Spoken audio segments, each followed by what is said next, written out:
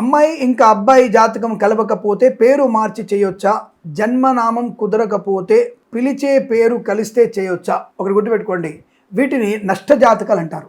నష్టజాతకం అంటే ఎంబడే కంగారు పడిపోయి అదేంటి నష్టజాతకం అంటే నష్టం అంటే ఈ తేదీ, date of birth, time, place of birth దొరకని వాళ్ళకి, రాయలేని వాళ్ళకి, తెలియని వాళ్ళకి దాన్ని నష్టజాతకం అంటారు. అంటే జాతకం లేనటువంటిది. అలాంటప్పుడు పేర్ల మీదనే, పేర్ల బలంతోనే పెళ్లి ముహూర్తాలు పెట్టుకోవాలి.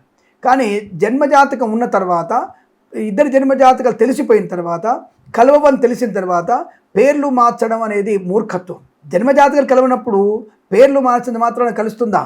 తిరుమల వెంకటేశ్వర స్వామి మహాలక్ష్మి పేరు, పద్మావతి పేరు పెట్టుకుంటే కొండ మీద ఆయన, కొండ కింద ఈవిడ, ఎక్కడ కలిసి ఉన్నారు వాళ్ళు? అంటే కొంతమంది ఆయన హృదయంలో ఉన్నది కదా అంటారు.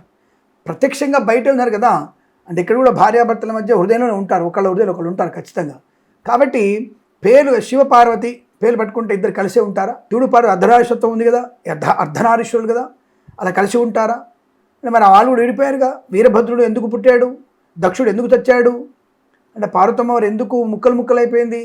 ఇవన్నీ కూడా మనకి పురాణాల్లో ఉన్న పేరు పెట్టుకుంటే మంచిది. అంటే వాళ్ళు భగవంతుళ్ళు, వాళ్ళు ఏదైనా సాధిస్తారు, మనకి సాధ్యమా?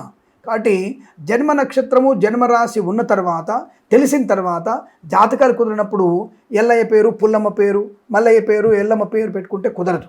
కాబట్టి జన్మ జాతకాలు కుదరకపోతే పెళ్లి చేయకండి, పనికిరాదు.